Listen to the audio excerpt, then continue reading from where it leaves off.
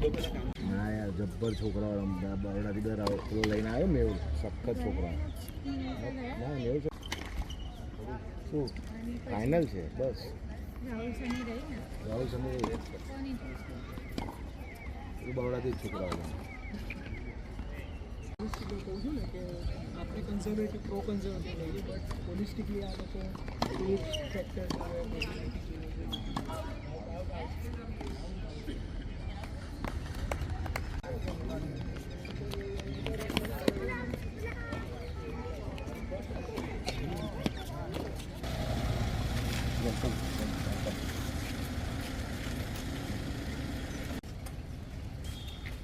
અત્યારે બધી ઉનાની team order થઈ જાય એટલે આપણે અહીંયા બી આપણે ગુજરાતના નિયમ પર આપણે અહીંયા બી ચાલુ ખુરશી પતી ગઈ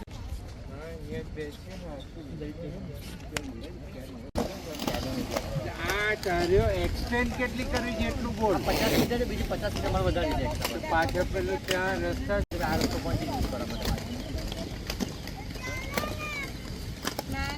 પોરી બરાબર છે પણ લઈ લંબાઈ અમારે વધારે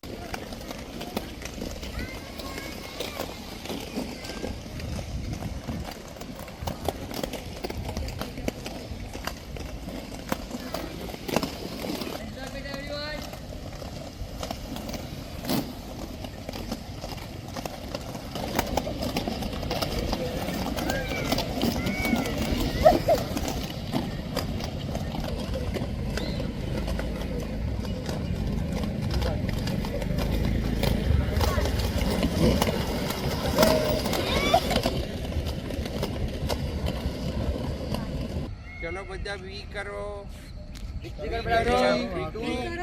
યસ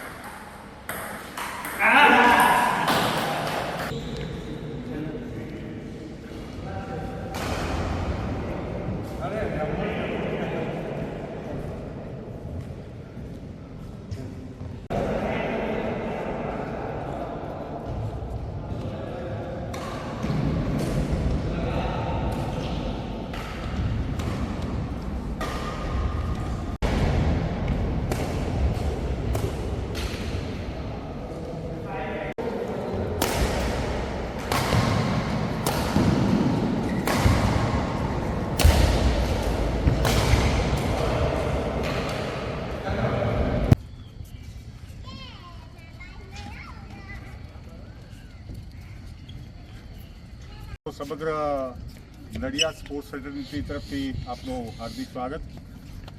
પરિચય અને પ્રશ્ન હતી શ્રી પંકજભાઈને અને શ્રી ચંદુભાઈ.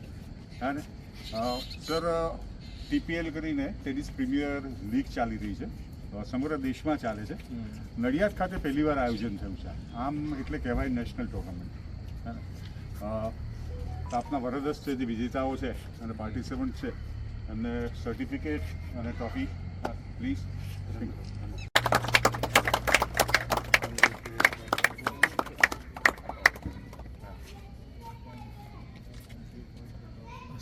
એક મિનિટ આવી જાઓ તમે.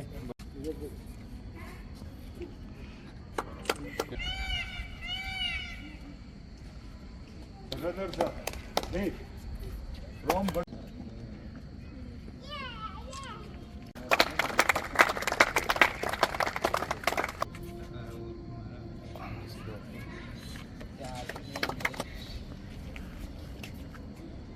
આ નડિયાદનું સ્પોર્ટ સંકુલ છે. ઘણા બધાને નહીં ખબર હોય, પણ આ સ્પોર્ટ સંકુલની અંદર ટેનિસના 4 કોર્ટ છે. એવી રીતના ટેબલ ટેનિસનું અંદર ઇન્ડોર સ્ટેડિયમ એમાં 2 કોર્ટ છે, અને એવી રીતના બેડમિન્ટનના 2 કોર્ટ છે, સાથે સ્કેટિંગ રિંગ છે, ઓલિમ્પિક સાઇઝનો સ્વિમિંગ પુલ છે. આજે મને કહેતા આનંદ થાય કે એક આજે ટેનિસની નેશનલ ટુર્નામેન્ટ નડિયાદની અંદર રમાઈ, અને આજે અમારા હાથે અહીંયા વિજેતા ઉમેદવારને ટ્રોફી પણ અપાઈ. હું એટલું કહીશ કે ઘણી બધી વાતો કરતા હોય છે બધા, પણ જે ખરેખર જે છે એનો ઉપયોગ કરવો જોઈએ. અહીંયા મને કોચ દ્વારા જાણકારી મળી કે આજે જે વિનર છે એ લોકો પણ અહીંયા ટ્રેનિંગ લેવા આવે છે, બરોડાથી, બહારથી આવે છે. એટલે જેમ બને એમ અહીંના પણ છોકરાઓ અથવા યુવાનો જે છે એ આની અંદર સ્પોર્ટ્સની અંદર ભાગ લે, અને સ્પોર્ટ્સમાં આપણે આગળ વધવું જ જોઈએ. હમણાં સ્કેટિંગ રિંગ પણ છે, તો સ્કેટિંગ રિંગમાં 2-3 દિવસની અંદર જ થાઈલેન્ડ કોમ્પિટિશનમાં જવાના છે. બહુ નાના છોકરાઓ છે, એ પણ ટ્રેનિંગ લે છે, અને એ પણ જ્યારે કોમ્પિટિશનમાં જવાના હોય તો આ સંપૂર્ણ સ્પોર્ટ્સ કોમ્પ્લેક્સની અંદર જે નડિયાદ મ્યુનિસિપાલિટી દ્વારા બનાવવામાં આવ્યું છે. પૈસા સરકારે આપ્યા છે, ગુજરાત સરકાર દ્વારા આપવામાં આવ્યા છે, અને આપણે તબક્કાવાર આ બધું ઊભું કરી. અને હજુ બી અહીંયા વોલીબોલના 2 ગ્રાઉન્ડ ઊભા કરીએ છીએ આપણે હમણાં. એટલે વોલીબોલ પણ અહીંયા રમતા થશે. સ્કેટિંગ રિંગની પણ રજૂઆત આવી કે આ 50 મીટર છે, 100 મીટર કરો, તો એ પણ આપણે કરી દઈએ છીએ. એટલે એ આજે જ મેં કહી દીધું કે આ તમે ચાલુ કરી દો. તો સ્પોર્ટ્સને જે પ્રોત્સાહન આપવાનું છે એ આપણે આપી રહ્યા.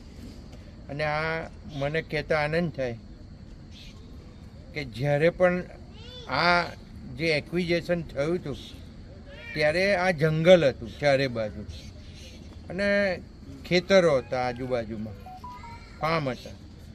અને અહીંયા પહેલાં એવું હતું નહીં કે આ રિંગ રોડ પડશે, આ ડેવલપ થશે, એવું કંઈ જ હતું નહીં. પણ આ એક ઝૂ બનાવવા માટે, જે આપણે અમદાવાદ ને બરોડામાં ઝૂ છે એવી રીતના એનિમલ્સને રાખવા માટેનું ઝૂ બનાવવા માટેની આ જગ્યા એક્વાયર થયેલી જે તે સમયે.